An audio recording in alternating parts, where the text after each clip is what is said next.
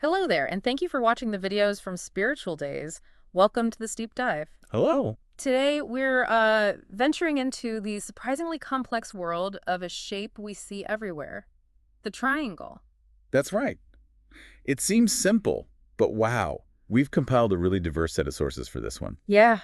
What kind of stuff? Everything from, ancient religious texts and mystical interpretations to modern psychology, Okay. and even how it pops up in unexpected places like the symbol of Alcoholics Anonymous and, well, as a really potent emblem of identity. Huh. Interesting. So our goal today is to really unpack the many layers of meaning packed into this, seemingly simple three-sided figure. Exactly. It's quite something when you start noticing them, isn't it? From the mundane, like those hazard signs we pass every day, or, hey, a slice of pizza? Can't forget pizza. Never. To the really profound, like spiritual trinities and these age-old symbols. Okay, let's dive in then. Let's do it. So maybe start with some of the earliest ideas. Good place to start. It's fascinating that way back in ancient Greece, Pythagoras actually considered the triangle to be, well, divine, a divine It's form. terrain, just the shape itself. Yeah. And this idea, it even resonated later with the Manichaeans, who saw it as a direct representation of their Holy Trinity. Which is interesting, especially when you think that St. Augustine, within his own theological framework, later sort of rejected that specific interpretation. Right. So right from the start, you see these differing perspectives on the very same symbol. It wasn't straightforward. And then you have ancient Egypt, Yeah. completely different vibe. Yeah. An upward pointing triangle associated with Set, god of war, darkness, chaos. Yeah, not exactly warm and fuzzy, not a universally positive start, as you said. Hmm. And it's intriguing how even in Feng Shui, these sharp, triangular shapes can be seen as emitting, like, negative energy, almost like invisible, deadly arrows. Deadly arrows. Okay. But doesn't Feng Shui also link it to fire? It does, exactly, which itself embodies both creation and destruction. Mm. So it's complex even there. So a real spectrum of early interpretations. But it seems the connection to the divine, that idea sort of stuck around more broadly, didn't it? Absolutely. That concept seems to have prevailed across many cultures. In the realm of, let's say, ideal geometry, the equilateral triangle is often viewed as a symbolic representation of God. Okay, how so? It embodies this fundamental unity, Hmm. the one who recognizes the one who is recognized, and the actual act of recognition itself, Hmm. all forming a cohesive whole. Ah, like a singularity within a trinity. Precisely. It's that concept. Now, here's something that really sparked my curiosity. The sources talk about how every physical form is seen as a manifestation of some creative force. Hmm.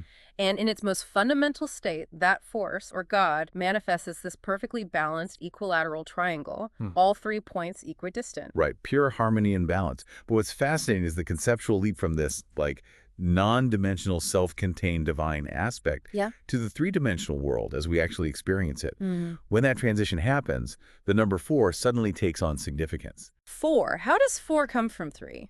Well, imagine drawing lines connecting the midpoints of each side of a big equilateral triangle. Okay, got it. You'll see that this naturally creates one central equilateral triangle and 3 smaller ones at the corners. Ah, so 1 plus 3. 4 triangles total. Exactly. And this division is seen by some sources as, like, the initial step, the move from that singular, unified divine form into the multiplicity of the created world. It's like the divine blueprint unfolding into reality. Kind of like that, yeah. The structures of our reality emerging from that initial division. It's like the initial spark of creation expanding, becoming the foundation for everything else. That's pretty cool. It is. Now, another really prominent triangular symbol, one many people will recognize, is the Eye of Providence, right? We see that quite a bit. Oh, yeah, definitely. The Eye of Providence, or the all-seeing Eye of God. It's a powerful visual. That eye inside a triangle, often with light rays coming off it. That's the one. Often enclosed within a triangle and surrounded by rays of light, yeah. Its association with divine watchfulness really solidified during the Christian era, Especially Renaissance art. particularly in Renaissance European art, yes. It served as a clear symbol of the Holy Trinity there. And you see variations, don't you? Like sometimes with clouds or sunbursts, adding that divine radiance feel. Exactly. Those details add to the symbolism.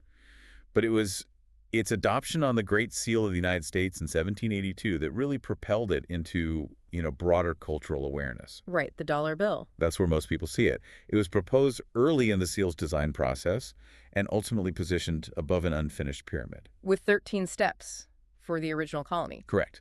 Symbolizing the colonies and nation's potential for future growth.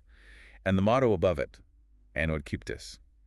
That's crucial. Meaning, Providence approves our undertakings. Something like that. Spot on. Providence approves our undertakings. And this is where the Freemason connection often comes up, isn't it? The all-seeing eye within a triangle. People jump to that. It does come up a lot. The Eye of Providence did become a standard part of Freemason iconography, but somewhat later, around 1797. Ah, later than the Great Seal. Yes. For Masons, it represents the all-seeing eye of the great architect of the universe, a reminder that actions are always observed. And yes, the Masonic eye is frequently depicted within a triangle. So the conspiracy theories often link the eye on the Great Seal directly to some hidden Masonic influence in the founding of the U.S. They do. But it's important to note, as our sources point out, the timeline. Right, the Masonic use became common after the seal's adoption. Exactly. And while one of the seal's designers was a Mason, his specific design ideas weren't the ones ultimately used. Plus, the Masonic organizations themselves deny any direct connection, right? They consistently deny it. It's a really good reminder to always look at the historical sequence of events, how symbols evolve and get layered with meaning. Yeah, context and history are key. Okay, so shifting focus a bit. The triangle also holds significant weight in spiritual and mystic traditions beyond just specific religions. Oh, absolutely. It seems to be a truly fundamental form for representing trinities across a huge array of beliefs. We mentioned the Christian Holy Trinity, of course, but what else? Well, things like the cyclical stages of the moon, waxing, full, waning, the interconnectedness of mind, body, and spirit, that's a big one. Even the basic structure of the family unit, mother, father, child, or fundamental concepts of time, past, present, future. Wow, okay. It's remarkably universal in how it's applied then. It really is. And you find this reflected in specific cultural expressions too, like those intricate Celtic designs. Yeah. The triquetra. Oh yeah, the three-cornered knot thing. That's it. And the dynamic spiraling triskelion, both featuring that power of three. And I found the Greek interpretation pretty insightful. The triangle as the delta glyph, viewed as a symbolic gateway to higher wisdom, achieved through balancing thought and emotion. Exactly. The hypotenuse, in that analogy, becomes the actual path towards enlightenment. It's a beautiful way to visualize it. And mystic numerology echoes this, right? The significance of 3. It does. 1 is often seen as a foundational force. 2 symbolizes an opening or duality. And 3 is the birthing of wisdom, the union of the first 2. You got it. The harmonious union. It's also really striking how just flipping the triangle changes the meaning so drastically. Completely. Pointing upwards is so often associated with masculine, solar, active energy, a sort of archetypal father figure. And then flip it, pointing downwards. And it almost universally becomes linked to the feminine, lunar, passive energy, the mother archetype. It's like two complementary aspects of some fundamental principle. That duality seems really key. Absolutely. It's key to understanding the triangle's deeper resonance. Like, consider the Shiva Shakti yantra in yoga. Okay, what's that involve? It features interlocking upward and downward pointing triangles. The upward triangle symbolizes consciousness, that's Shiva, Right. while the downward triangle embodies transformative energy, the dynamic Shakti. It's a visual map of the fundamental forces of the universe joined together. And there's even more symbolism packed in there, isn't there? Elemental meanings. Precisely. The upward triangle can represent fire, energetic, transformative, Okay. while the downward triangle often symbolizes water fluidity, receptivity. Water makes sense for the downward receptive direction. Then, surrounding these central triangles in the yantra, you often have other symbols: a circle for air, a square for earth, a lotus signifying purity, and akasha, or ether, the fundamental space. And right at the center, the bindu, The bindu. the point from which cosmic evolution is said to originate. So the whole thing is like a complete cosmology in one geometric form, illustrating that interplay of matter and consciousness. Wow. That's a lot packed into one symbol, which leads us nicely to that video, The Sacred Symbolism of the Blue Triangle. Yes. That video really emphasizes the triangle as this balanced form representing those triads and trinities we've been discussing. And the addition of the color blue brings in even more layers. What's the deal with blue specifically? Well, the video highlights its significance.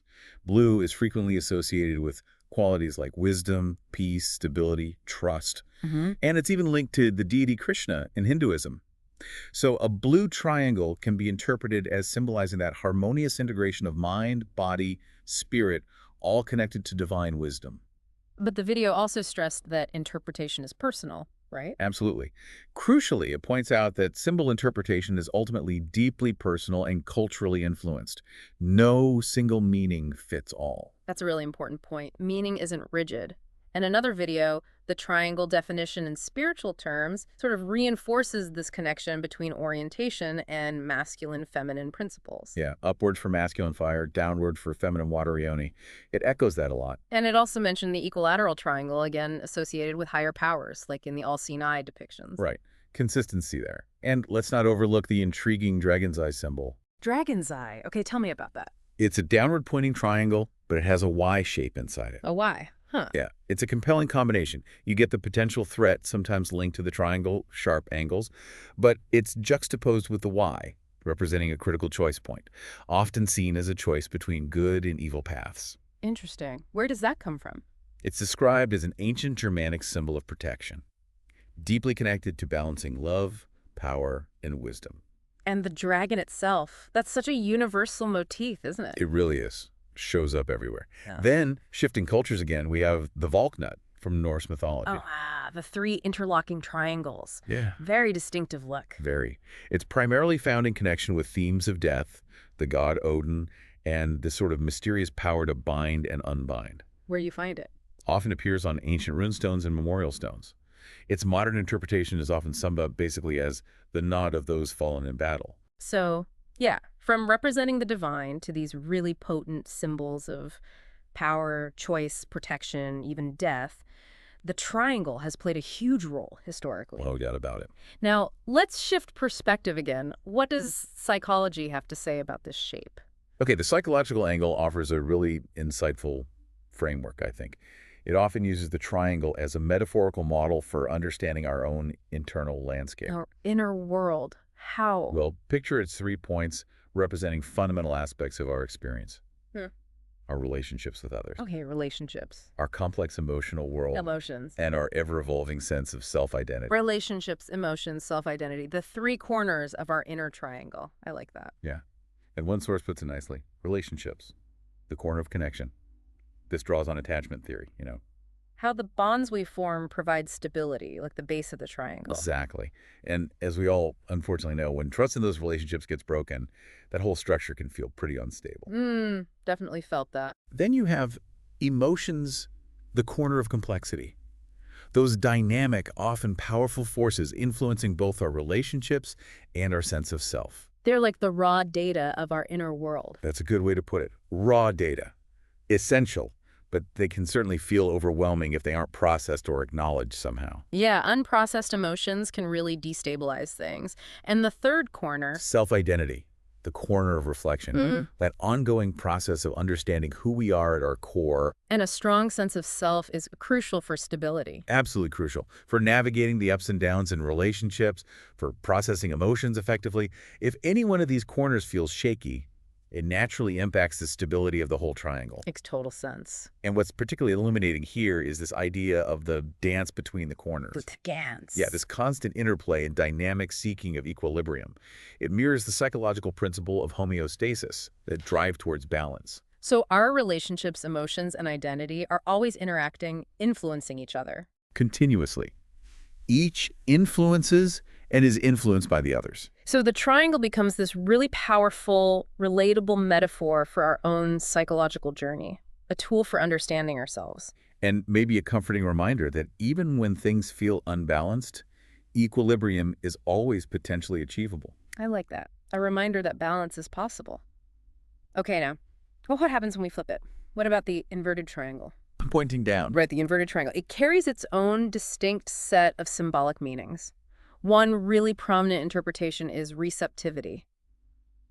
Openness. Receptivity, how? Think of the wider top funneling energy downwards to a single point. It's often associated with feminine energy, intuition, the act of nurturing, like drawing energy in. Okay, drawing energy in. Our source on this also mentioned alchemy. It did. In alchemy, the inverted triangle represents the element of water. Water again, like the downward triangle in the yantra. Exactly. And by extension, our emotions, intuitive insights, the depths of the subconscious, that whole realm of adaptability and fluidity. And in some spiritual traditions, it directly symbolizes the divine feminine. or a balance of energies. Yes, often serving as a direct counterpoint to the upward-pointing masculine triangle, Yeah. creating that balance. Interesting. And architecturally, can an inverted triangle be stable? It can, surprisingly. If it forms a base, it can represent a unique kind of stability, supporting a significant weight above it, suggesting resilience built on strong foundational support.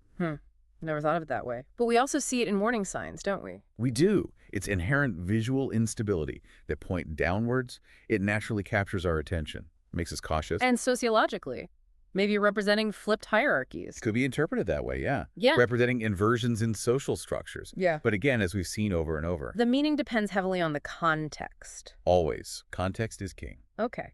So let's explore some more modern and specific symbolic uses. The emblem of Alcoholics Anonymous. That's a really compelling example. A triangle and a circle. It is. And one of our sources gives this really insightful dual interpretation of it. Dual interpretation. Yeah. The good or intended meaning has the triangle representing the core principles of AA service, unity, and recovery. Okay, service, unity, recovery, and the circle. The circle is the AA fellowship itself, the support system holding it all together. Right, but you said a dual interpretation. What's the other side? Well, there's also a potentially negative way it could be experienced, maybe earlier in someone's struggle. Here, the triangle could represent an unhealthy focus on, say, perfection, dependence, unrealistic expectations. Like internal struggles. Exactly. And the circle then becomes a symbol of self-absorption, isolation. The transformative power of the AA program is seen as helping people shift from that inward, maybe destructive focus. Towards the positive outward focus of service, unity, and recovery within the fellowship. That's the idea, shifting the meaning through the process. And it's fascinating. Didn't one source mention this triangle and a circle combo looks like old magic symbols? It does.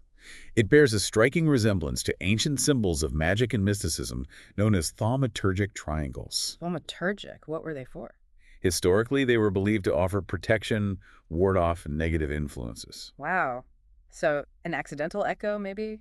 Or something deeper? Who knows? It even raises that intriguing Jungian possibility, doesn't it? A connection to the collective unconscious universal archetypes. Yeah, food for thought. Now, another incredibly powerful and frankly chilling modern use, the pink triangle. Yes, its origins. Just horrific. As a badge forced onto homosexual prisoners in Nazi concentration camps.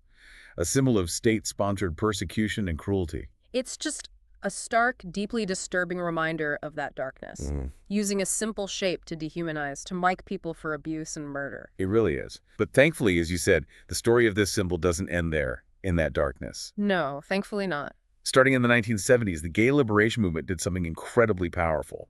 They courageously and intentionally reclaimed the pink triangle. Reclaimed it.